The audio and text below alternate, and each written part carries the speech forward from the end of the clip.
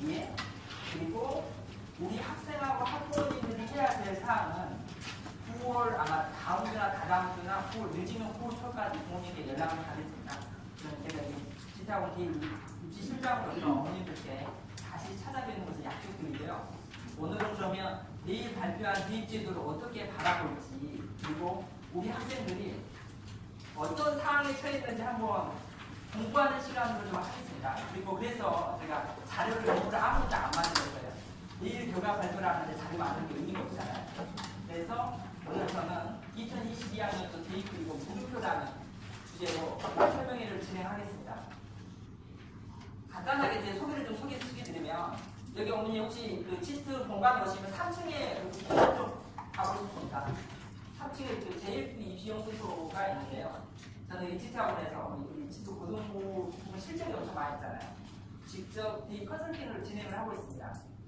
보통 고1, 고2 뭐 컨설팅 진행하고요. 한 90% 정도는 고3 이 컨설팅을 좀 하고 있고, 직접 대학을 좀 보내고 있어요. 그래서 저는 대입 입시전략연구소에서 대학을 보낸 사람이다. 그리고 오늘 설명회를 하기 전에 하나만 좀 더 홍보할까 합니다.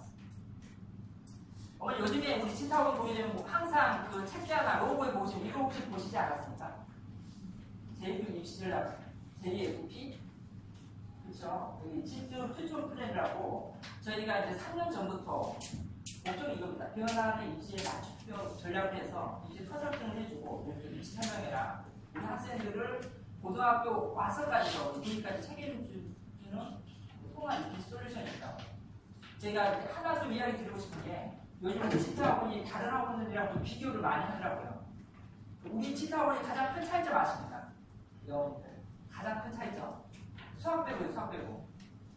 우리 치트학원은 어머니 주변에 보시면 정말로 실적이 있습니다. 여기 작년에 보시면 301명의 대입 실적이고요. 보시면 다 중간 이상이 정의대 이상급이에요. 대입 실적이고, 그리고 우리 치트학원에서는 토목고, 자서고, 과학고, 영리고까지 보내는 학원이기 때문에 어머니께서도 우리 치트학원에 관심 부모님이기 때문에 좀 자부심을 가지고 학생을 믿고 맡겨주셔도 될 것 같습니다. 그래서 치트학원에는 이렇게 JFP 입시 전략 연구소가 있다. 그리고 고등학교를 오시면 저는 어머니들 개별 컨설팅이나 고3이 됐을 때 마지막 상담하는 선생님이 저라는 것을 한번 기억해 주시고요. 좀 반갑게 많이 해주셨습니다. 그래서 이제 오늘 이제 제가 설명의 내용을 간단하게 안내해 드리면요. 1부는 2020학년 대입 그리고 문제입니다. 그래서 저는 3가지를 준비했는데요. 첫 번째는 현재 대입에 대해서 좀 하나 이야기하고요. 그리고 어머니 지금 가장 최근에 나온 발표한 거요. 8월 7일 날 대입 공고안이 나왔잖아요. 이 배경에 대해서 좀 이야기 드리고, 솔직히 예상은 하기 싫습니다. 한 달 전만 돼도 본인들 예상해주고 아주 자랑하고 싶은데 바로 내리기 때문에 예상보다는 어떤 결과에 어떤 효과가 있을지, 영향이 있을지 거기에 대해서 이야기하고, 더 자세한 것은 다음 설명회 때 어머니들이 이야기해 드릴게요. 그리고 2부가 오늘의 메인 포인트죠. 2019학년도 고1의 흐름입니다. 저도 어머니 어제 이제 간단하게 이영준 부장님과 PPT 자료를 봤는데요. 정말 자세하게 잘해주더라고요. 첫 번째는 대입을 들어가기 전에 가장 중요한 게 있어서 고입부터 가야 되잖아요. 내일 입시 내용이 어머니들에게 뭐 충격이 될 수도 있겠지만 당장 눈앞에 있는 게 고입이기 때문에 고입을 가고 대입이 있기 때문에 자세한 고등학교 고교 선택부터 일반고, 자사고, 토목고, 그리고 기숙정하고 과고까지 자세하게 진학하는 방법을 자세하게 설명을 할 거예요. 그래서 어머니들께 좋은 정보를 좀 얻어가시고, 그리고 3부에는 여기 수직 캠퍼스 학부모님 대상으로 간담회가 있습니다. 그래서 지금 어머님들께서 간담회를 하면서 우리 애가 어떤 상태인지 그것까지 잘 알으셔가지고 오늘 설명회가 좋은 내용으로 알차게 어머님들이 가져갔으면 좋겠습니다. 그래서 제가 현재 대입에 대해서 잠깐 이야기 드릴게요. 제가 한 달 전에 아고스와 어머니 대상으로 을치한 설명을 했어요. 그래서 깜짝 놀랐는데 앞에 계신 어머님들이 대답을 다 하더라고요. 문제에 대해서도 저보다 더 많이 알고 있는 분이 계시고, 그리고 정면 부모님도 너무 계셔가지고 제가 생각하는 것보다 이 집들 어머님들이 열정에 대해 자녀 교육에 대한 열정을 좀 알 수 있었거든요. 그런데 여기 내용은 정말 단순하게 이해 정도만 해요. 제가 아시는 부모님이 계시네요. 이해 정도만이니까 현재 대입이 이렇게 돼 있다. 그리고 제가 오늘 좀 계속 모르는 걸 가질 테니까 아시는 부모님들은 대답을 좀 부탁드릴게요. 현재 대입은 이렇게 딱 처음 하나 해볼게요. 이게 뭐냐면 두 가지로 나눠져 있죠. 혹시 어떻게 나눠지는지 아십니까? 그렇죠. 다시 한번 좀 질문을 하겠습니다. 혹시 수시정시 차이점 아시는 어머님은 많이 아시는 부모님인데, 우리 수시정시 다 아시면서 여기에 정확한 의미를 모르는 부모님들 꽤 많이 계세요. 수시정시 차이점 아시는 부모님 계십니까? 수시정시가 뭔가요? 좀 쉽게 이야기하려면 수시는 이제 여기 고3 어머님 한 분이 계시더라고요. 수시는 6월 초부터 12월 말까지 약 4가지 전형으로 수시로 뽑는 거예요. 그냥 마음대로. 그리고 정시는 우리가 그걸 뭐라고 생각하죠? 수능이라 생각하는데 좀 정확한 의미가 좀 다릅니다. 정시는 정해진 기간. 예를 들어서 우리가 다분하잖아요. 다분이 1월 초, 나분은 1월 중순, 다분은 1월 말 이렇게 해가지고 정해진 기간 안에 대학 학생을 선발하는 전형이에요. 그런데 다시 한번 볼게요. 수시에는 학생부 교과 전형이죠. 어머니 왜 이렇게 쉬운 걸 하냐? 근데 좀 의미가 있는 거예요. 뒷부분을 좀 이해하기 위해서는 좀 의미가 있는데 학생부 교과는 어떻게 대학을 가는 거죠? 맞아요. 그렇죠. 쉽게 생각하시면 됩니다. 대학 가서 고등학교 가서 고등학교 내신으로 대학을 가는 전형이에요. 근데 어머님들은 여기에서 이제 세부적으로 좀 이야기 안 할게요. 내신은 내신으로 간다. 두 번째, 학생부 종합은 어떤 전형이에요? 이게 어머니 생각하는 것보다 훨씬 좀 복잡합니다. 그리고 아마도 지금 공부한 내용의 대부분 80% 90% 그리고 어머님들이 보는 모든 입시 신문에 80% 이상은 다 학생부 종합 이야기가 들어가 있습니다. 조금씩 더 쉽게 생각하면 어머님들 여기에서 지금 토목고 준비하는 부모님들 계실 거 아니에요. 그 전형이랑 똑같다고 생각하시면 됩니다. 그런데 조금 더 세분하고 조금 더 복잡하게 좀 돼 있죠. 제가 이제 좀 이야기하고 싶은 것은 그냥 학교 내신 플러스 학교 생활이다. 이렇게 좀 보시면 되죠. 그리고 논술 전형은 어떤 전형이죠? 논술은 이런 전형이죠.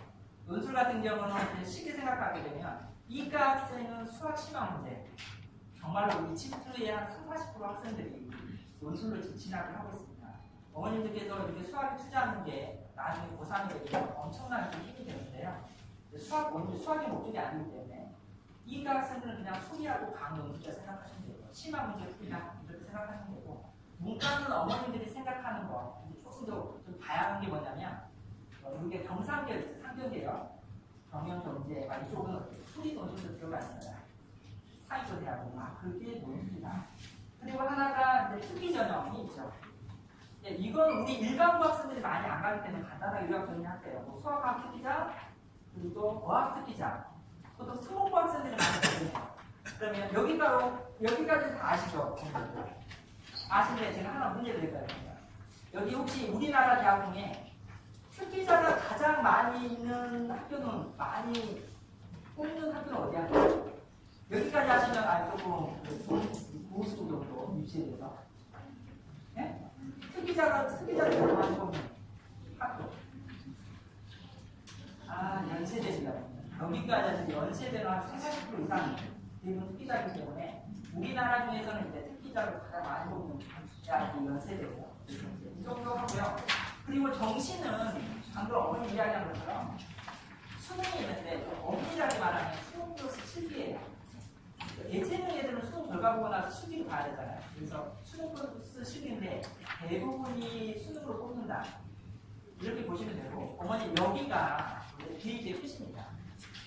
쉽게 생각하게 되면 어머님께서 대입이 엄청나게 복잡할 수 있다고 생각할 수 있는데요. 여기 어떻게 이 5가지 안에서 우리 학생들이 고등학교를 졸업하고 대학을 진학하게 돼 있어요. 근데 가장 중요한 게 뭘까요? 하나만 더 해주세요. 제가 하는 일이 뭐냐면 이 5가지 중에 가장 학생들이 강점 있는 전형을 찾아보는 게 제 역할이에요. 그래서 부모님들이 이 친구가 이렇게 전체, 고1 때는 전체를 준비하는 건 맞는데, 2학년 때나 3학년 때는 어떻게 목표가 해야 된다. 이 정도만 좀 아시면 되죠. 그래서 현재 입시는 우리 학생들 이렇게 5가지 전형으로 수시 6장의 카드를 쓸 수 있고요. 정신을 오늘 3장 써서 학생들을 보고 있구나. 그리고 이건 정말 바뀌지가 않아요.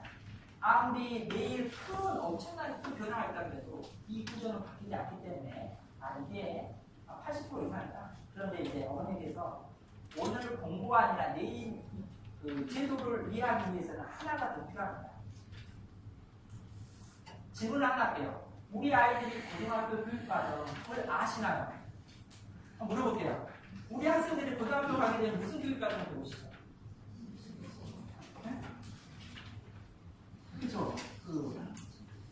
제가 왜 이 말을 하냐면 이 말이 지금의 입시의 혼론의 시작입니다.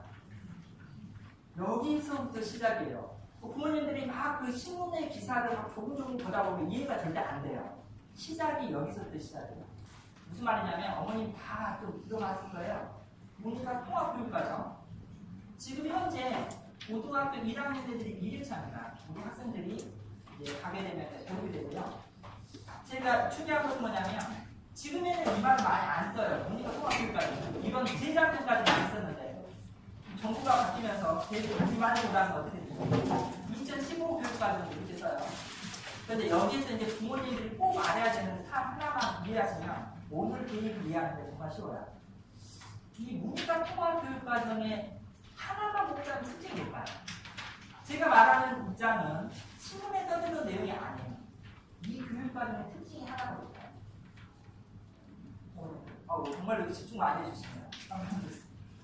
교육과정의 특징 하나. 인재사항이라고 할 수 있죠. 예전에는 이 전 교육과정은 창의적 인재인데 말을 하나 붙여가지고 인재사항 창의 융합한 인재 이건 중요하지 않고 문이과정 자체부터 중요하지 않아요. 가장 큰 포인트 하나는 뭐죠? 학생한테 선택권을 주는 게 가장 큰 포인트입니다. 이게 어머니께서 정말로 크게 작용을 하는 거예요. 어떤 거냐면 간단하게 이해를 시켜드릴게요.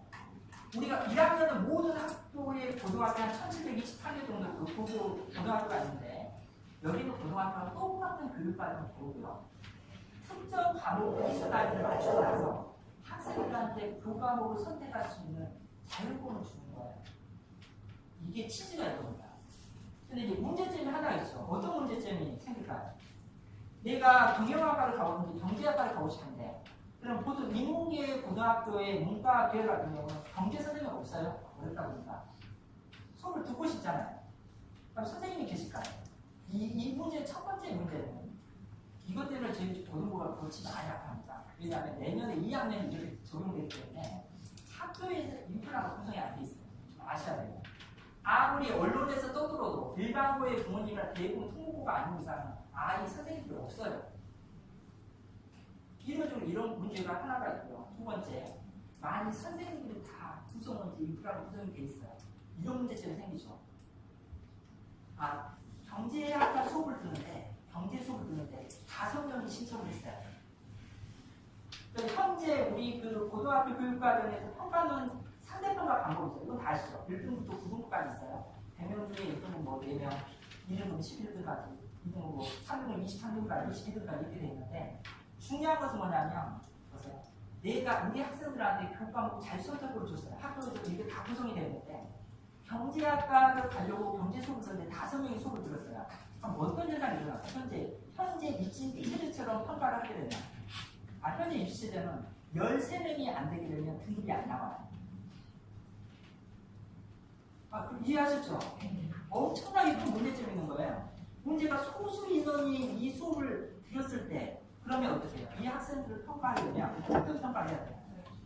맞아. 지금 중학교 때처럼 평가를 해야 돼요. 그래서 우리가 지금 나온 말이 성취평가제가 그래서 의미가 엄청 커요. 결과보다는 가정 위주로 평가를 해야 돼요. 이게 우리가 통합과정의 본질입니다. 그래서 이 통합과정을 하려고 그러면 성취평가제가 돼야 되고요. 가정 위주로. 이게 안 되게 되면 학생들 평가가 안 돼요. 근데 문제가 뭐냐면 어떻게 구조가 완전 문제죠. 수능은 상대평가보다. 그래서 이게 어머니 보기보다 정부에서는 영어 절대평가부터 천천히 시행하려고 되면 이게 안 되는 거예요. 문제가. 우리 부모님들 인식이 이렇게 많고 사회적인 받아들이지가 않아요. 그리고 이제 이 문제점이 하나 더 큰 거죠. 어떤 문제점이냐면 혹시 우리 대통령 공약상에 이거랑 비슷한 게 있죠. 어떤 공약이 있어요? 내일 무조건 나올 거예요. 공약에 대해서. 이게 있어요. 공약점. 이게 왜 중요하냐면 지금 2022학년부터 중3부터 적용하기로 한 거예요. 그러면 솔직히 말하면 이 문이과 통합 과정을 하려고 하면 첫 번째 성취평가를 같이 하고 두 번째 이게 안정화가 된 다음에 포기가 확정된 학생들이 이해를 되는데 이게 다 안 된 상태예요. 그래서 지금 보게 되면 이 공부안이 왜 이런 문제점이 발생하는지 모든 원인이 여기 있어요. 어떻게 교육 과정의 평가하는 방법에 따라서 과정과 이렇게 우리가 배우는 과정과 평가하는 방법이 전혀 다르게 돌아가는 거예요. 그래서 입시의 문제점이 발생해요. 그래서 어머님들이 여기까지 이해하게 되면 지금은 방향은 일반 점수제가 아니고 학생들을 정성평가, 성취평가를 위주로 해야 되고 그리고 여기에 부합되는 전형이 어떤 전형이죠? 이게 학생부 종합전형이에요. 근데 더 큰 문제는 우리가 고등학교처럼 뺑뺑이로 돌리게 되면 이게 성립하죠. 근데 위에는 어떻게 되죠? 대학은 서열화가 돼 있으니까 안 맞아요. 그러니까 우리가 생각하는 이상과 현실이 안 맞는 거예요. 계속 부모님들이 여기까지 하시면 대입이 이렇게 돌아가는구나. 계속 서열화를 할 수밖에 없는 구조인데 자꾸 공교육이나 이쪽에서는 서열화를 안 해줘도 될 수 있다. 그리고 또 하나 부모님들이 학생부 종합은 서열화가 아닌 것처럼 이야기해요. 이런 이야기 하면 됩니다. 우리가 학생부 종합을 끝까지 쓰려면 전국에 한 7,700개 고등학교 있다고 전국 1등짜리 모아가지고 웃기를 무슨 말이냐 학생부 종합도 경쟁이라는 것을 어떻게 해요? 우리가 좀 감추는 분위기가 엄청나게 많았어요. 그리고 또 하나가 더 큰 문제가 뭐냐면 현재 정부가 어떻게 판단했죠? 제가 어머님들께 하나 이야기 드리면 2, 3년 동안 가장 키보드 한 단어로 우리 사회를 명명한다 그러면 저는 이렇게 생각해요. 공정성이라고 생각해요. 지금 학생부 종합의 문제점은 어떻게 돼요? 금수저 프레임, 공정하지 않다. 이런 프레임에 갇혀 있어요. 이게 좋고 안 좋고 문제가 아니고 이 정부가 이렇게 공정성 때문에 탄생된 정부이기 때문에 실질적으로 이 학종을 많이 밀어붙일 수 없는 구조에 있어요. 여기까지 한번 하고 다시 공부하는 거 볼게요. 공부하는데 이런 내용이 있죠. 한번 볼게요. 4개 안이 있네요. 간단하게 정리 좀 할게요. 첫 번째, 수능을 절대평가, 상대평가, 원점수제 이런 거 하나도 안 중요합니다. 어머니 문제를 보시면 원점수제 이런 거 하나도 안 중요하고 상대평가, 절대평가만 주면 돼요. 두 번째는 어떻게? 학생부 종합이 많이 뽑는다 이런 느낌. 그리고 뭐 수능 최저, 수시 통합 이 4가지 있는데 결과만 보고 좀 이야기할게요. 상대평가 유지 원칙을 결정된 거죠. 이건 결정됐습니다. 어머님들은 어떻게 생각하십니까? 얘들이 경쟁을 했으면 좋겠습니다. 아니면 똑같이 수준이 낮춰도 그랬으면 좋겠습니다. 결과만 보여드릴게요. 이게 결과물입니다. 이거 공부하면 어떻게 되죠? 정답으로 절대평가하는 게 26.7% 그리고 절대평가 학대가 27%예요. 그럼 현재 제도가 영어를 제한, 한국사를 제한 다 상대평가잖아요. 현행 유지부터 전과목 상대평가가 이게 46.3%예요. 490명이 참여를 했지만 중요한 것은 뭐냐면 그래서 그 신문에서 이렇게 발표를 한 거고요. 현재는 어떻게 해요? 상대평가를 유지하면서 중장기적으로 절대평가로 가야 된다. 이런 이야기가 나옵니다. 그래서 현재 사회적 분위기는 어떻게 해요? 이 절대평가를 확대하는 사람들 현재는 그래 동의하지 않아요. 상대평가를 해야 된다. 그래서 현재는 이렇게 결론이 나죠. 상대평가 유지 원칙. 그래서 우리 학생들이 수능은 이거 수능입니다. 상대평가를 유지한다. 이것까지 결정했고요. 두 번째, 여기까지 제2국어 학문 절대평가 이런 내용이 있어요. 이 부분을 이해하신 부모님들은 대학을 보내신 어머님들 문과에 현재 이건 왜냐하면 문과 고3 수능 과목에 이과보다 과목이 하나가 더 추가됩니다. 제2국어가 과목이 추가되는데 문제점이 이것까지 하시면 좀 재밌는데요. 그 중에서도 학생들이 공통적으로 제일 많이 선택하는 과목이 있어요. 이것 때문에 그래요. 꼭 여기까지 아시면 됩니다. 아랍어로 했었더라면 우리나라에 아랍어로 가르치는 학교가 한 군데밖에 없어요. 그러다 보니까 찍으면 잘 안 됩니다. 공부하는 찍기 기회를 좀 하기 때문에 문제점이 엄청 크죠. 그래서 이 정도 좀 아시고요.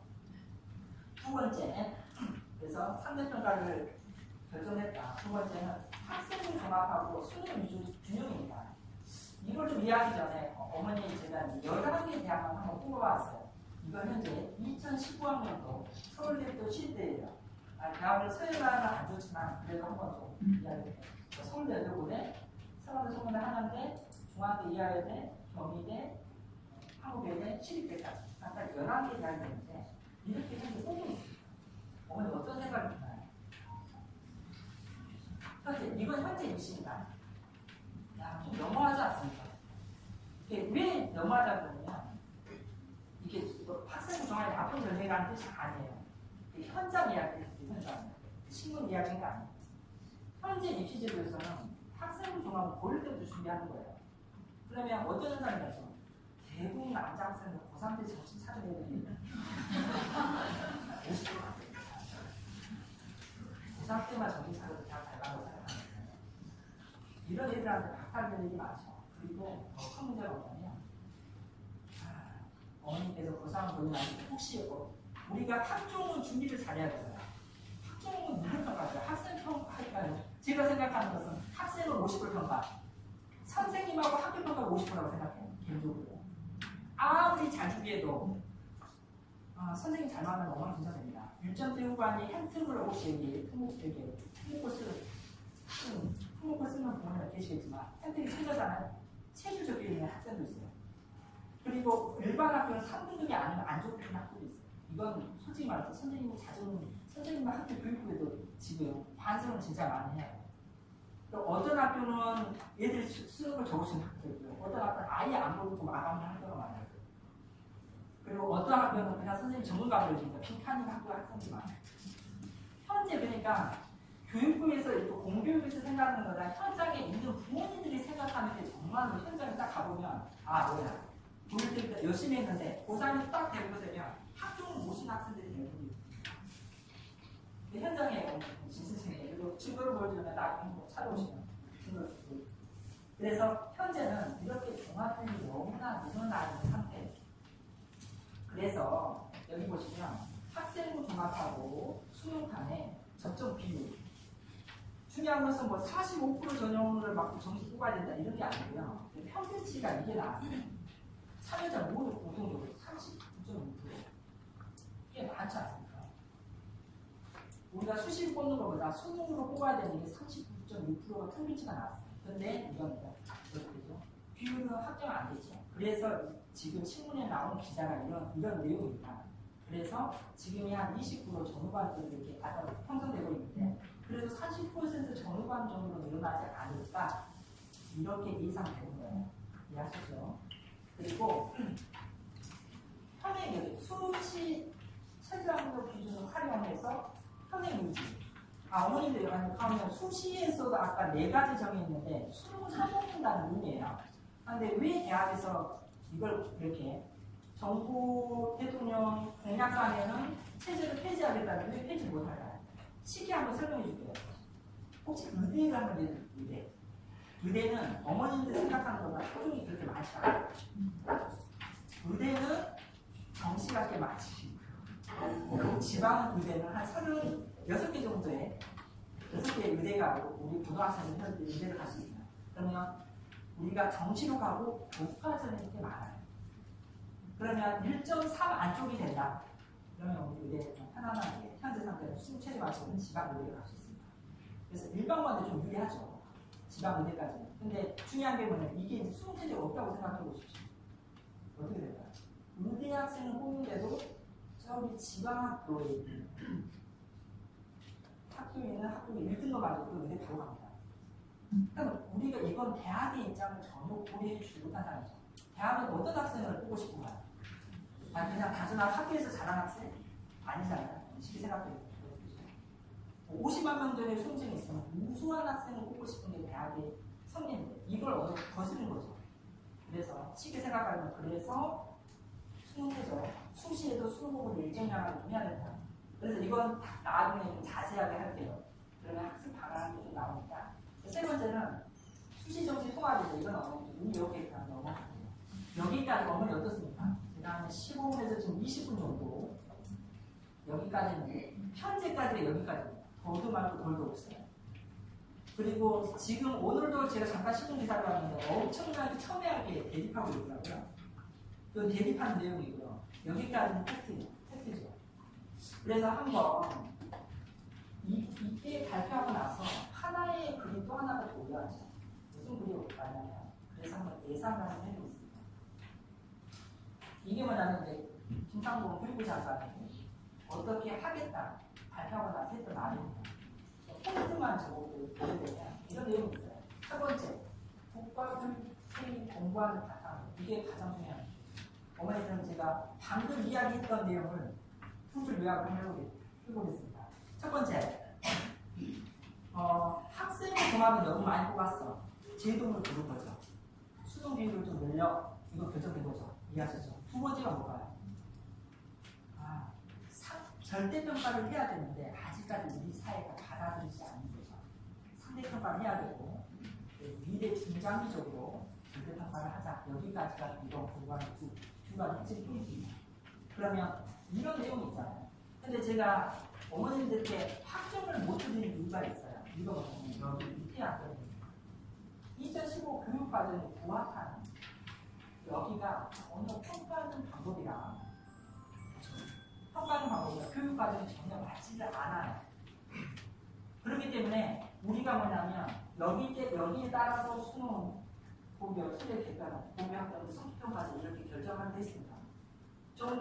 저도 어머님들 어떤 마음이 모르지만 저도 이렇게 가슴 두근두근합니다. 이게 이제 저희 사교육에 있고 입시를 하는 입장에서 여기에 따라서 정말로 많은 준비하는 게 많이 바뀌거든요. 그래서 이런 상황을 바탕으로 체크를 한번 해볼게요. 제가 오늘은 어머니 딱 30분에서 40분 정도로 목표를 잡았어요. 그래서 체크를 해보는데 가장 어머니들이 먼저 봐야 되는 뭘까요? 내일 발표하는 오늘 뭘까요? 가장 충격적으로 받아들여요. 선별 무조건 이거죠. 평가입니다. 이걸 하게 되면 정말 지금 고교의 정말 스텝이 다 바뀌어버리죠. 근데 어머니 이건 아셔야 돼요. 그런 게 선생님들이 제가 선생님들 커뮤니티 선생님들도 학생부 종합을 강조하지만 성질평가제는 좀 부정적으로 생각해요. 교육과정과 맞게 이건 좀 너무 좀 그런 것 같아요. 수능은 뭐 절대평가로 계속 강조하면서 자기네들은 성질평가를 하고 싶다 이런 마음이 많이 강하고 있어요. 그래서 조금 예상해보자면 이렇게 바뀌게 되면 엄청나게 혼란을 주고요. 두 번째는 그런데 솔직하게 현재 흐름을 봐서는 이렇게 보기가 힘들다. 미국하는 게 진짜 많아요. 수능을 우리가 지금 공부한 내용이 상대평가를 해라고 이렇게 했는데 과연 교과 교육과정에서 상대평가를 할 수 있을까요? 어머니 문서를 이렇게 드리는 건가요? 할 수 있을까요? 그러면 저는 뭐 조금 할 수 없다 이렇게 보는데 한 2초만 돼도 잊어버리실 텐데 하기가 좀 힘들다 라는 것을 어머니 좀 하나 기억해 주시고요. 그래서 이걸 첫 번째 보시고 두 번째 당연히 수능 비율이죠. 어머니 이거 지금까지 공부한 내용이 이거든요. 한 몇 프로 정도까지 한번 가신 걸 보시죠. 그리고 조금 세부적으로 보려고 하면 저희 학원이랑 좀 연관된 게 있어요. 수능 과목 중에 기하 데이터가 들어가는 거 하고 그렇죠. 혹시 조금 대입을 아시는 분은 가학에서 원투가 있거든요. 우리 우라생지 중에 원투, 원투 제가 8가지 투 내용이 지금 이렇게 있는데 이 투 내용이 정시에 들어가는지 이런 부분 그리고 통합각이 들어가는지까지가 있고요. 근데 저는 이거 별로 그렇게 중요하다고 생각하지 않아요. 준비 잘하면 됩니다. 중요한 것은 EBS예요. 어머님 이거 어떻게 생각하세요? 여기 앞에 어머니 웃으시는 어머님이 계시는데 제가 이런 이야기 드릴게요. 지금 현재 EBS 연율이 몇 프로인지 아십니까? 70%죠. 현실적인 이야기 드릴게요. 어머님들에게 EBS 연율이 올라갔으면 좋겠습니까? 내려갔으면 좋겠습니까? 한번 이렇게 조사 올라갔으면 좋겠다. 한번. 그건 별로 없고요. 내려갔으면 좋겠다. 좋지 않아요. 제가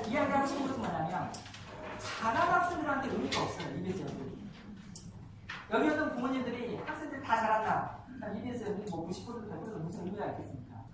그런데 현장에서는 정말 차이가 많아요. 70%하고 50% 공부를 못하는 학생들한테 동기부여가 이 EBS만큼 문제 없어요. 그러니까 여기서 중앙에 있던 어머님들이 생각하시기에는 차라리 연계가 많이 되는 게 우리 애들한테 훨씬 도움이 되죠. 중상위권 어머님들은 차라리 안 했으면 좋겠다. 그리고 양보가 될 수 있죠. 저는 개인적으로 제가 이제 일반고 학생들을 많이 보내고 있잖아요. 당연히 어머님이 보게 되면 정말 잘하는 애들도 많지만 못 가는 애들도 많아요. 마음이 아픈 학생들도 있고. 그렇기 때문에 저는 개인적으로 일반고 학생을 위해서는 연계 교육을 유지했으면 좋겠다. 개인적인 세 번째, 학생부 종합 전형의 변화. 이게 많이 이슈가 되겠죠. 근데 여기에는 어머니가 정말 단순해요. 복잡하지 않아요. 첫 번째 이것만 보세요. 학생부 종합 전형이 복잡해지냐 단순해지냐 이것만 보시면 돼요. 어떤 의미냐면 그런데 지금 한 90% 이상은 단순해지는 학생들이 있죠. 단순해지면 뭐가 제일 중요할까요? 그냥 내신이 제일 중요한 거예요. 단순하게 생각하시면 돼요. 학생 종합이 단순해진다 뭐가 중요하고 학교 들어가서 어머니 통목고도 똑같습니다. 통목고 준비하시는 어머님도 제가 통목고도 이렇게 컨설팅하고 가끔 하는데 내신은 훨씬 중요해요. 비교가보다. 지금 현재 입시입니다. 그러면 여기에서 학생 종합을 뭐 너무 그래서 수상 능력이 들어간다 뭐 글자 수가 줄인다 이거 하나도 자소서가 없어진다 이거 불안한 면접이다 이런 거 하나도 중요하지 않아요. 뭐라고요? 단순해지면 무조건 학교 내신이 제일 중요하다. 이것만 기억하시면 돼요. 마지막입니다. 이 공유 학점 때는 성취평가제라는 문제도 있죠. 힘을 받기가 좀 현재 상태는 힘을 받기가 좀 어려워요. 아까 1년에 우리가 모니터 통합하려면 성취평가를 배우면서 개인적 개념이 안정화가 된 다음에 그 다음에 학생들한테 권한을 줘야 되는데 이런 부분에서 반대돼요. 그리고 이제 혹시 접속보상 내용을 그냥 보시지 마세요. 이거 보상도 고민하는 내용인데 그리고 혹시 밑에 저항형이 있으면 입시에서 조금 보이죠. 계획이 어떻게 돌아가는지 한번 보시면 됩니다. 제가 원래 추리한 내용은 여기까지인데 하면서도 좀 걱정이 되는. 그리고 제가 이제 부원장님께 약속을 드렸는데 아마도 빠르면 다음 주, 늦으면 다음 주 오늘 보상 오는 굉장히 어머님들이 자녀들이 정확하게 3년 하고 20일 후에 수시 오셨습니다. 지금 제가 20일 후에 수시 오셨어요. 혹시 제 책상에 생기가 이렇게 쌓여있어요. 그래서 최대한 빨리 어머님들께 찾아간다고 하고 주적해보세요 이렇게 수지나 수입해서 어머님께 제가 생각하는 방향 그리고 우리 학생하고 어머님들이 해야 되는 내용으로 설명을 한번 준비해 보겠습니다. 그리고 하나를 더 이야기하면 어머니 어떻게 지금까지 들어보니까 되게 복잡하다고 생각하시나요? 하나도 안 복잡해요. 이유가 있어요. 어차피 우리 학생들 다 처음인 거예요. 복잡한 것은 이렇게 입시를 하는 사람한테 복잡한 거지 선생님들이나 우리 학생들은 똑같아요. 작년에 들어가는 고1도 있잖아요. 그 학생들한테는 입시가 안 바뀌었지만 처음이잖아요. 똑같은 거예요. 부모님들이 중요한 것은 방향을 잘 잡고 가는 게 중요한 거지 이렇게 뭐 시험 보고 나서 내 걱정 좀 안 했으면 좋겠어요. 충분하게 아까 집중학원에서는 그렇게 중등부, 고등부에서 다 준비가 되어 있으니까 어머니들 최대한 잘 이용하시길 바라고요. 저는 여기서 마치고요. 2부에서는 오늘의 이제 메인이죠. 이영경 기자님께서 고1에 대한 흐름에 대해서 이야기 드리겠습니다. 어머니들 감사합니다.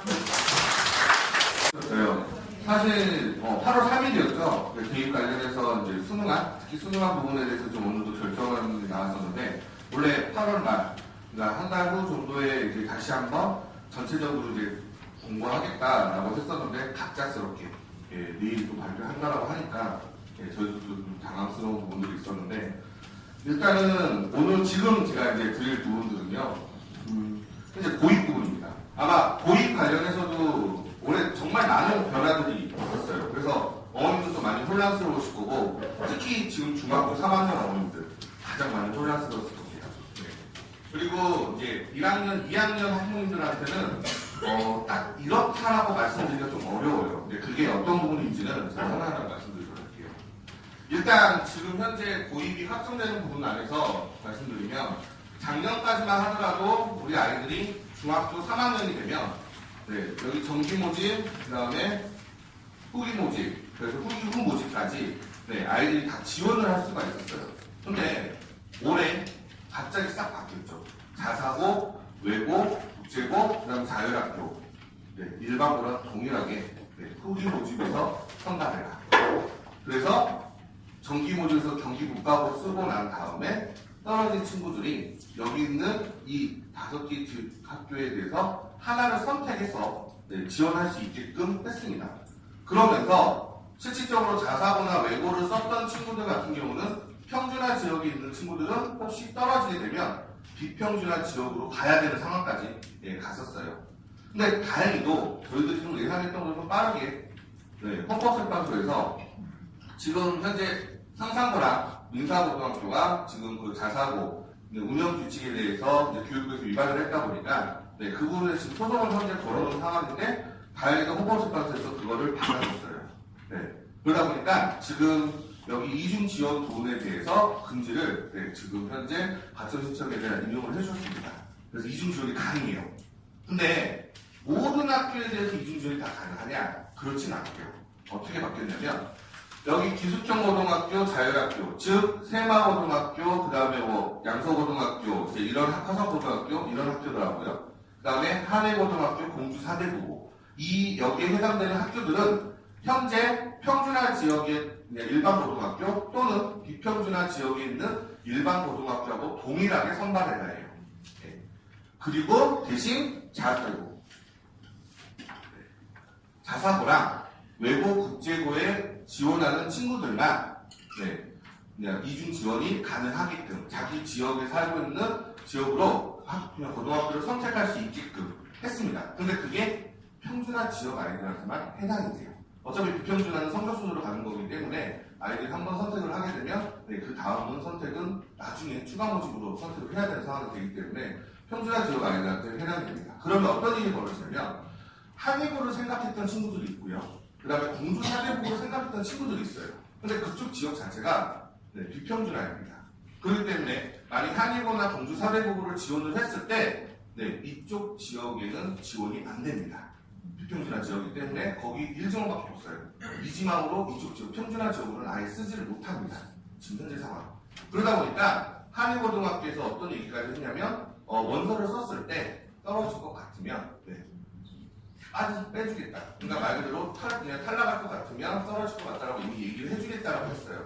그래야 그쪽 지역으로 안 가고 다시 자기 지역으로 올 수 있으니까. 그래서 그렇게 해놓은 상태고 기숙형 고등학교도 마찬가지입니다. 세마고라든지 양서고라든지 이런 화성고 같은 경우도 마찬가지인데 세마고는 작년에 이제 사실 원서 썼을 때 기숙사 떨어질 것 같으면 빼줬어요. 근데 기숙사만 좀 사실 커트라인이 높고 이제 일반 들어가는 부분은 그렇게 높지는 않은 편이긴 한데 그리고 이제 양서고 같은 경우 저는 기숙사 보니까 아이들이 이제 사실 떨어질 것 같으면 또 평준화 지역으로 갈 수 있게끔 해줬어요. 근데 올해도 그렇게 한지 확인을 했더니 세마고는 좀 약간 좀 몸을 사준다라는 느낌이 좀 들었고 양서고는 얘기를 해주더라고요. 그렇게 원서를 빼주겠다. 그래서 이런 부분들에 좀 차이점이 있다고 보시면 돼요. 그러면 어떻게 되냐? 사실 이제 저희가 오늘 통합으로 진행을 하죠. 사실 이제 뭐 수지, 죽전, 광교 다 학부모님들 모셔가지고 진행하는 거라서 제가 이제 수원 지역하고 용인 지역을 했습니다.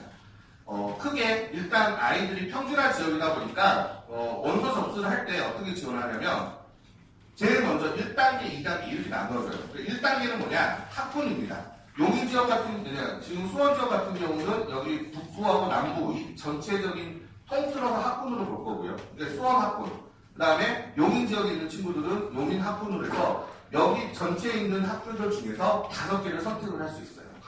가고 싶은 학교를. 그래서 50%를 선발을 하고요. 그 다음에 거기서 많이 합격이 안 되면 이제 2단계로 넘어갑니다. 2단계는 자기 지역으로 가는 거예요.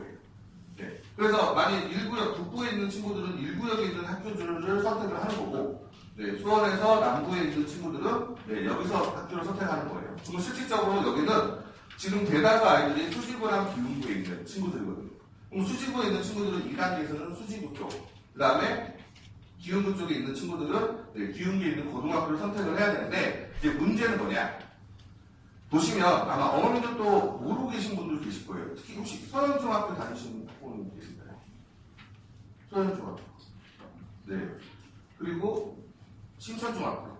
혹시 계시나요? 네, 신천중학교하고 소년중학교가 기흥구에 소속이 되어 있습니다. 학교 자체가. 네, 신천중학교요. 신천중학교하고 소년중학교가 지금 기흥구에 지금 소속이 되어 있는데, 하지만 아이들의 집 주소가 기흥구가 아니라 수지구에 있는 친구들도 있어요. 그러면 이런 친구들은 뭐냐면, 지역 자체에서 자기 지역을 바꾸겠다라고 신청을 하면 수지구 쪽으로 바꿀 수 있습니다. 예, 그래서 이런 이제 부분들에 대해서 안도 있으니까 나중에 접수 12월달에 접수를 하실 때 한 번 더 문의를 하시면 좀 더 자세하게 말씀드리도록 할게요. 그러면 전체적으로 한번 다시 볼게요. 앞에서 얘기한 것처럼요, 1단계 학군 내에서 5개 고등학교를 선발을 해서 50%를 선발을 하고요. 그 다음에 2단계에서는 그 해당되는 지역에 있는 고등학교를 선택하는데 13개가 있으면 총 13개 다 지원 가능합니다.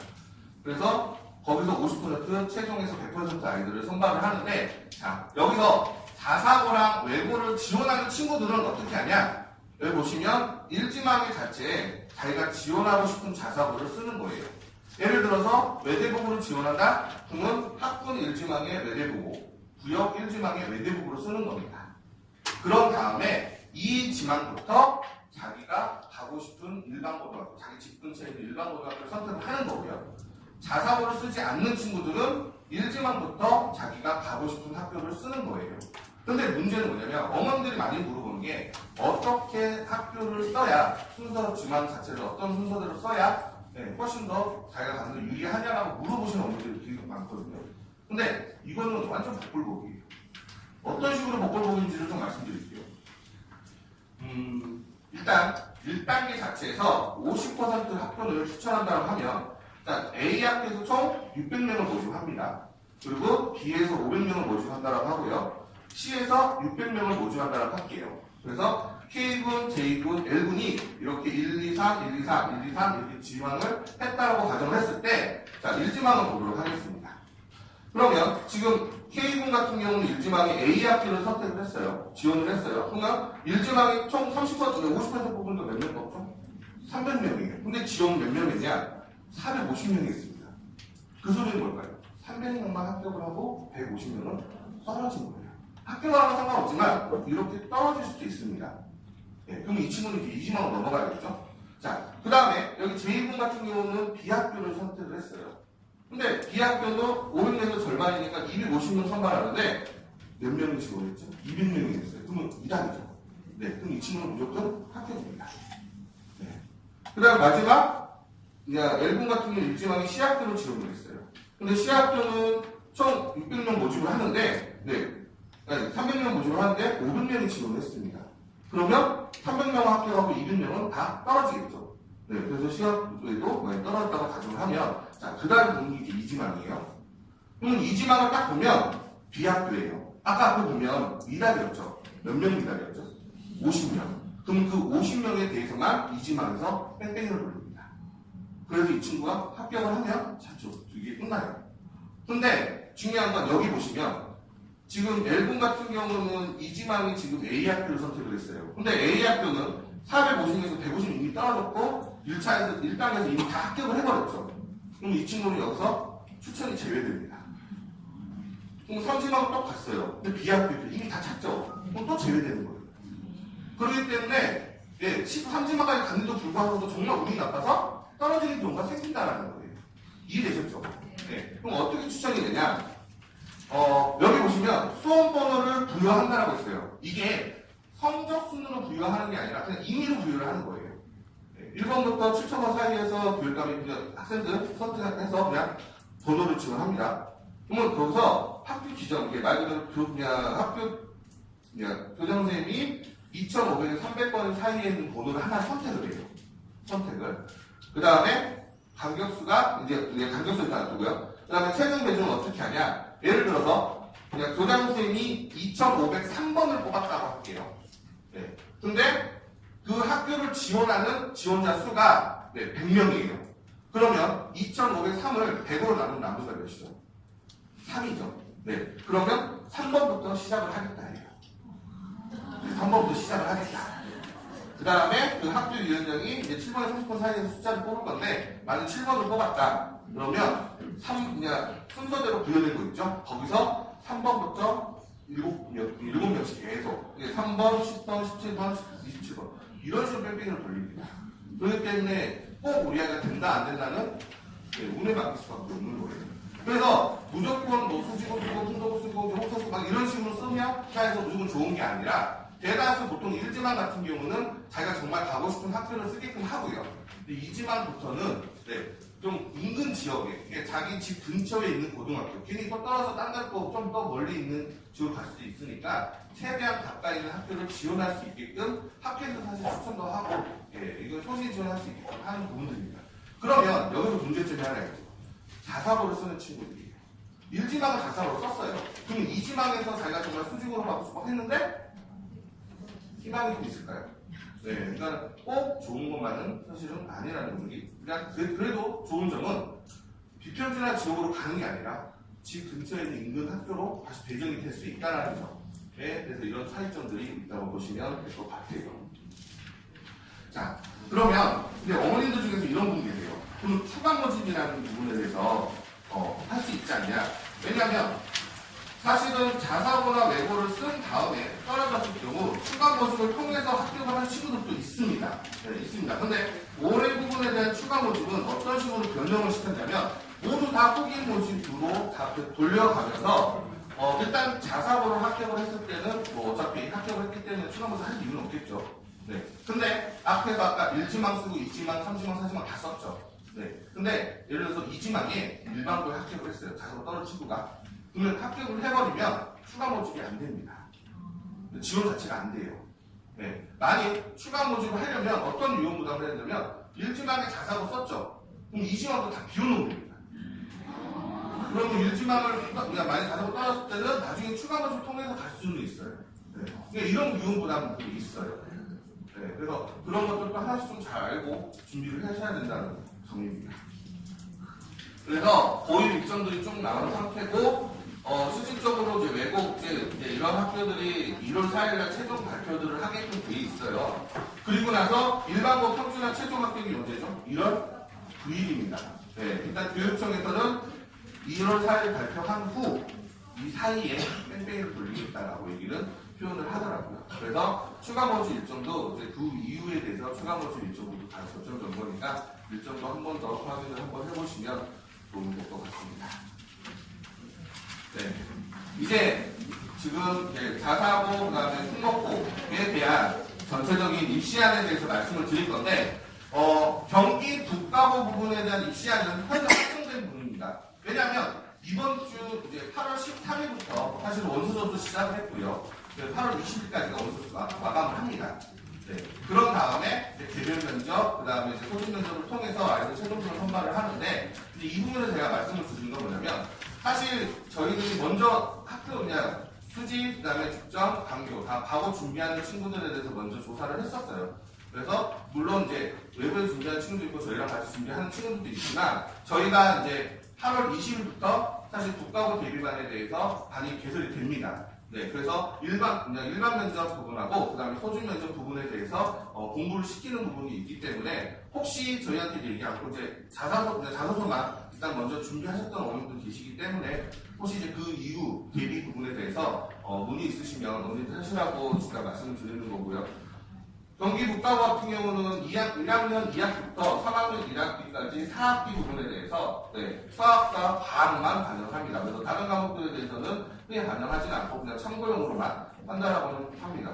그리고 자기소개서의 이제 문제는 뭐냐면 자기소개서인데 자기소개서 안에 자기가 정말 자신 있어 하는 과목 2개를 선택하는 게 있어요.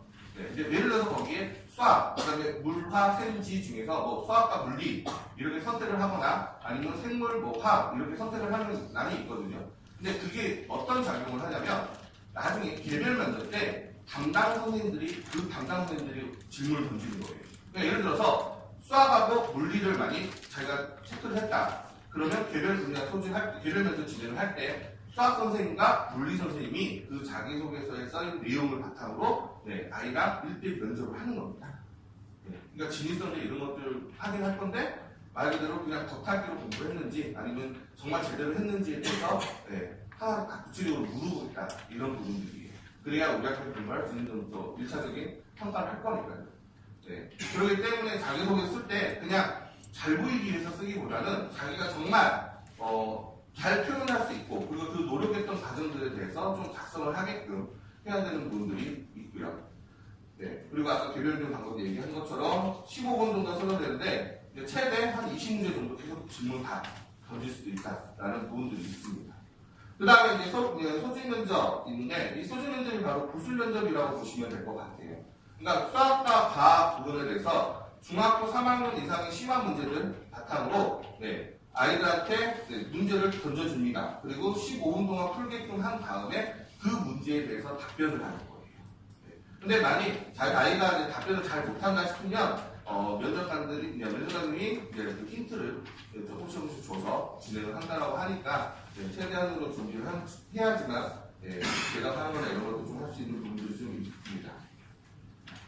그래서 현재 일정이 지금 현재 서류 접수가 들어가고 이제 다음 주부터는 이제 저희가 이제 지금 하는데 서류 평가가 29일부터 쭉 돼요. 그러니까 아이들이 서류를 다 작성한다면 개별적으로 일정이 잡힙니다. 근데 그 일정이 11월 달까지 들어가요. 그리고 11월 18일부터 소지 면접이 되기 때문에 저희가 8월 20일부터 이제 7월 이제 소지 면접 끝날 때까지 저희가 대비를 진행을 하는데 근데 이거는 이제 너무들 선택을 해주셔야 되는데 어떻게 선택을 할 거냐? 일단은 기본적으로 국가고 대비는 월, 화, 목, 토입니다. 그래서 5시 30분부터 10시까지 풀로 다 수업이 들어가고요. 일단 월요일은 물리화, 그 다음에 목요일은 지구하고 생물. 일단 전반적인 지식에 대해서 다 이론을 수업을 들어가고요. 그 다음에 화요일 날은 이제 병시 이론들, 그 다음에 병시 기초 문제 풀이들을 통해서 아이들이 과목 기출이나 이런 것들을 좀 접근할 수 있게끔 일단 이론 수업들이 진행됩니다. 그래서 어느 정도 이론이 진행됐다 싶으면 그때부터 이제 또 면접 대비들이 들어가는데 근데 어떤 선택을 하냐? 그냥 과목 대비만 준비해서 월화목토 이렇게 4일만 수업을 듣겠다라는 학부모님들을 하고 그 다음에 이제 들어가서 또 잘해야 되잖아요. 맞죠? 그리고 또 무엇보다 뭐냐면 과거는 그냥 일반 학교들과 조금 커리큘럼이나 이런 수업들이 좀 다릅니다. 어느 정도 좀 다 맞춰 그냥 준비를 다 해놓은 상태에서 들어가야 되는 상황이 있다 보니까 수요일하고 금요일날 그 수학 연계 심화 부분에 대한 수업들이 전반적으로 다 이루어진다라고 보시면 돼요. 그래서 일단은 국가고대관에 진행하는 월화목토 이 4일 수업에 대해서는 수강료가 88만 원이 부여될 거고요. 그 다음에 수요일과 금요일에 들어가는 이 수학 연계 심화 부분에 대해서는 한 달 8회 기준으로 88만 원이 들어간다라고 보시면 될 것 같습니다. 그래서 이 6일 수업을 다 진행하는 친구들도 있고요. 그 다음에 4일 수업만 진행하는 친구들도 있다는 부분입니다. 그래서 이 부분에서 많이 관심 있으시면 바로 연락 주시거나 아니면 통화해서 받으시면 될 것 같아요. 자, 이제부터 이제 얘기하는 부분은요, 아직 확정안이 아닙니다. 확정안이 아니고 지금 다 아닌데 어떤 부분들이냐면 실질적으로 올해만 지금 고입 부분이 굉장히 많이 바뀌었어요. 맞죠? 뭐 비평준화까지 가라까지 했다가 다시 이중 지원까지 가능하겠니까 이렇게 많이 바뀌었는데 사실은 평준화 지역에 있는 친구들이 썼다가 떨어지게 되는 비평준화 지역으로 가야 되는 부분 때문에 자사고에서는 크게 좀 많은 말들이 나왔죠. 왜냐하면 지원하는 친구들이 이제 좀 거의 없을 것 같다는 생각. 그래서 미달될 가능성이 높기 때문에 또 외대부고에서는 30% 지역 할당을 또 없애버리겠다는 말까지 했었고요. 심지어 뭐 부교나 금속 같은 경우는 경기도에 있는 친구들이 굉장히 많이 지원을 하니까 또 그 친구들을 위해서 또 여러 가지 안도 많이 제안도 하고 했었는데 지금 현재 이중 지원으로 가면서 지금 학교 쪽에서 계획하고 있는 부분들에 대해서 저희가 확인을 해놓은 겁니다. 그래서 확정은 8월 말 또는 9월 초에 이제 확정하게 될 건데 그 짧은 기간 안에서 교육부하고 또 교육청하고의 협약을 해야 되기 때문에 또 어떻게 바뀔지는 모르는 부분이에요. 그래서 또 아마 확정안이 되면 그 확정된 부분에 대해서는 뭐 수지에서 진행하는 게 아니라 수지, 직전, 감독 다 돌아다니면서 안내 다 드리도록 할 겁니다. 일단 외대부고 보도록 하겠습니다. 외대부고에서 아마 작년부터 얘기를 했었어요. 자연, 인문, 국제 계열로 아이들을 선발하는 게 아니라 내년부터는 통합전형으로 선발하겠다. 그래서 이 부분에 대해서는 크게 바뀌지는 않는 것 같습니다. 그래서 통합전형으로 10학급을 선발을 한다라고 얘기를 합니다. 그러면서 뭐가 중요하냐?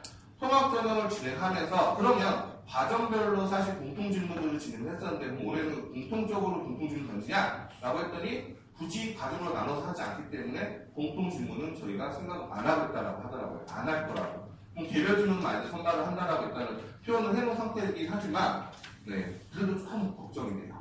학교 쪽에서 그렇게 표현을 하긴 했지만 또 언제 어디서 바뀔지 모르는 부분들이기 때문에 그런 부분도 좀 계속 확인하면서 지금 저희가 준비하고 있는 부분인데, 네. 그리고 지역 우수자 선발은 그대로 30% 유지하겠다예요. 근데 그게 올해예요. 그냥 내년에 지금 2학년과 1학년 학부모님들도 잘 알고 계셔야 되는데, 내년에 아까 이중 지원이 지금 사실은 계속 가처분 신청 들어가서 되고 있는 상황이잖아요. 근데 그게 내년에도 유지가 될지, 예, 그건 아직 모르는 거예요. 만약 내년에도 유지가 된다면 그대로 3% 유지를 하겠다라고 한 거고, 근데 만약 내년에 또 만약 그게 안 돼버리면, 네, 만약 비평준화적으로 가버려야 된다는 상황이면 미달될 가능성도 있기 때문에 이 부분에서 좀 많이 고민을 해봐야겠다라고 표현을 하더라고요. 네, 그래서 일단 올해는 가능한 부분들입니다. 그리고 내신 과목은 뭐 작년과 동일하게 하는데, 자, 이게 좀 이제 바뀌었죠. 왜냐, 올해 교육부에서 발표했던 게 3학년 2학기를 반영을 할 거면 기말고사까지 반영을 해라. 그래서 외대부에서는 2학년 1학기부터 3학년 2학기 기말고사까지 다 반영합니다. 네. 그럼 어떤 문제가 생기냐면, 옛날에는 작년까지만 하더라도 중간고사, 3학년 2학기 중간고사까지만 준비를 했었어요. 그래서 중간고사 딱 끝나고 나면 완전히 아이들이 그냥 말 그대로 입시라는 부분에 몰입을 했다면, 지금 3학년 아이들을 보면은 시간적 여유가 생각보다 많이 있지는 않아요. 왜냐면 지금 8월달이 거의 중반됐죠. 그럼 9, 10, 11, 12 본서 쓴다 하면 지금 거기에 중간고사, 기말고사가 한 달 한 달 들어있습니다. 그럼 거기서 이제 기말고사, 중간고사에 올인한다고 한 2주 뺀다 하더라도 거의 이제 남은 3개월 중에서 한 달 정도 빠져요.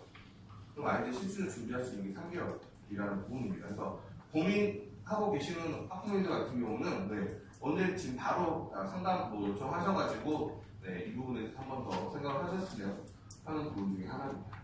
그리고 뭐 자기소개서나 이런 부분들은 동일하게 진행을 하고, 올해 아까 얘기한 것처럼 인포미문과는 개별 질문으로 아이들을 평가하겠다라고 현재 지금 얘기한 상황이고요. 그 다음에 이제 상상고입니다. 상상고 같은 경우는 사실 12월달에 원서를 쓰기 때문에 3학년 2학기까지 반영을 해도 상관없겠지만, 상상고는 늘 1학기까지는 사실 반영을 했어요. 그래서 2학기까지 하려고 했는데 아이들한테 부담 주지 않겠다라고 하면서 2학기, 1학기, 3학년 1학기까지만 반영하겠다고 합니다. 단 바뀐 부분이 뭐냐면, 예전에는 국영수 4과 그다음에 체육까지 봤다면 올해는 국영수는 의무적으로 보고 과학과 사회 중에서 하나 선택하는 거예요.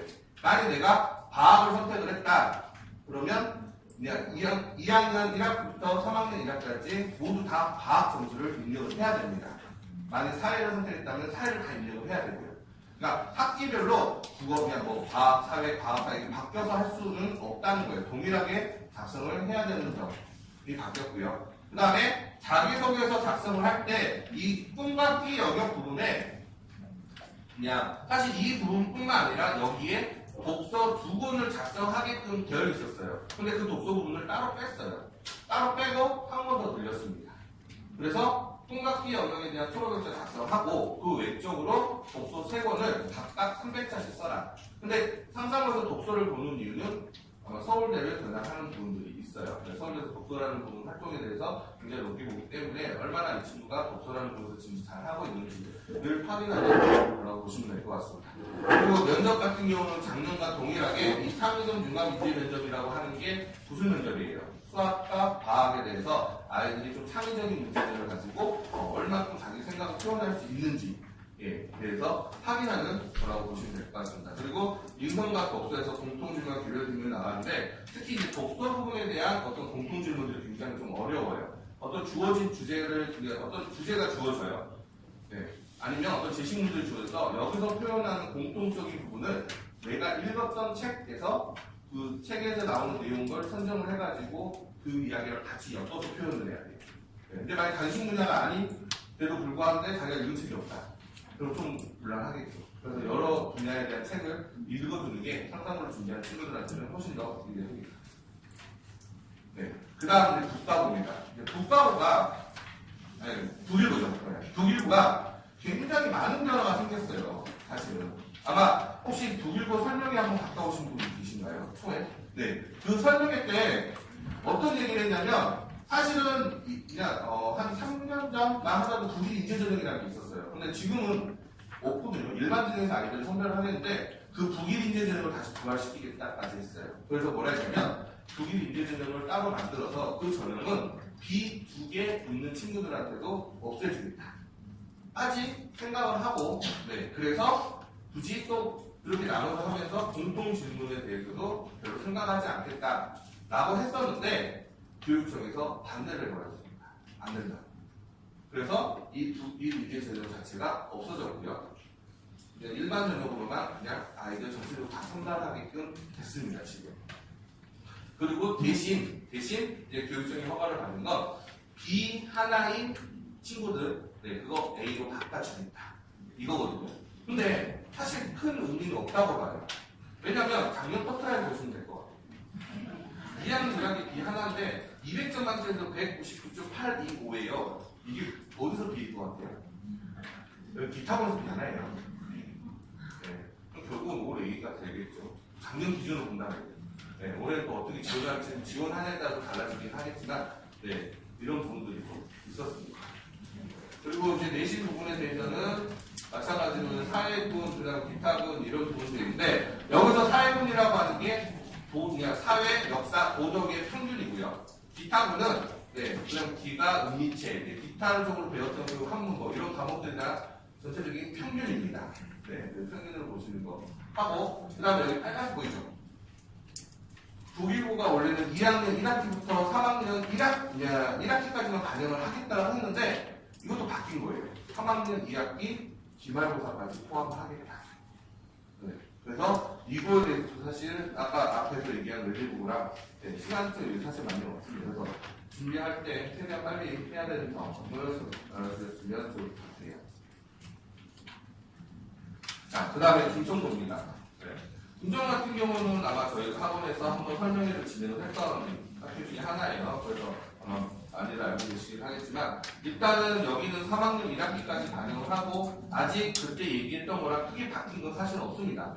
그래서 국어, 영어, 수학 중에서 2과목 선택, 그 다음에 과학, 사회 중에서 1과목 선택인데 이 2과목 선택하고 1과목 선택하는 게 학기마다 다른 게 아니라 동일하게 가야 된다는 겁니다. 네, 여기도 동일하게 가야 된다는 거 기억해 주시면 하고요. 그러니까 만약 국어 수학 선택했다. 그러면 1학년 1학기부터 3학년 1학기까지 국어하고 수학을 반영해야 된다라는 부분입니다. 그리고 사회, 말 그대로 사회과학 중에서 하나 선택할 때도 나는 사회를 선택했다. 그러면 1학년 1학기부터 3학년 1학기 다 사회를 반영을 시켜야 된다라는 부분입니다. 이게 뭐 어느 학기에서 둘 중에 하나는 B인데 하나는 또 두 개가 다 B야.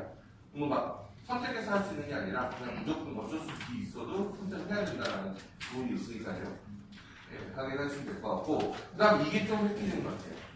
여기 보면 서로 평가가 폐지됐어요. 그러니까 김천도는 서류를 가지고 평가하지 않겠다. 즉 자기소개서와 생활기록부를 가지고 평가는 하지 않겠다는 거거든요. 그래서 그럼 자기소개서 안 써도 되냐? 그건 아니에요. 면접을 해야 되잖아요. 생기부도 제출을 하고요. 자기소개서도 작성을 해서 제출을 합니다. 이유는 면접을 위해서요. 네, 그냥 서류에 대한 평가만 안 하겠다는 것 뿐입니다. 점수 반영을 안 하겠다. 네. 그렇기 때문에 그냥 말 그대로 개별 질문들을 쭉 하겠다 한 건데 그러면 여기서 이런 것도 있어요. 그럼 자기소개서 평가를 하지 않으니까 네. 그럼 거기에 정시실적이라든지 뭐 이런 것도 적어도 좋지 않을까 라는 생각을 사실 하잖아요. 평가를 안 하기 때문에. 근데 면접 때 네, 교육부 직원들이 계십니다. 네, 근데 서류에 그런 것들이 써있다? 그러면 뭐, 이 친구는 기본적으로 무조건 정시 실전에 이런 게 있으면 빵점 처리를 시켜야 되는 거니까, 어떻게 점수 반영을 하지 않아도 이 친구는 무조건 탈락시켜야 되는 거 아니냐. 네, 이런, 네, 하기 때문에 그런 부분조차도 사실은 작성할 수 없는 상황인 거예요. 그러니까 기본적으로 똑같이 작성된다라고 보시면 되고, 그냥 평가만 하지 않는다라고 생각하시면 될 것 같습니다. 네, 그래서 사실 이제 작년 토트라인 같은 경우가 1학년과 2학년 총 B3개까지 그래서 총 230원 중에서 235.69까지가 사실은 이제 커트는 1차 커트가 됐었는데 여기서 이제 말 그대로 선택하게 돼버리니까 얘도 크게 의미가 없는 것 같아요. 올해 같은 경우는. 네. 그러니까 점점점 흐름이 어떻게 가냐면 성적 말 그대로 내신은 그냥 기본이고요.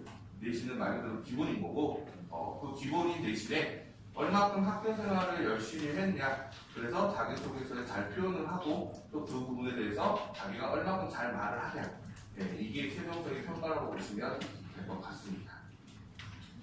동산고등학교 같은 경우는 크게 사실 변한 건 없어요. 크게 변한 건 없고, 이제 1학년 1학기부터 3학년 2학기 기말고사까지 반영된다라는 점만 좀 다른 부분입니다. 또 나머지는 다 동일한데 2학기가 제일 들어가기 힘들어요.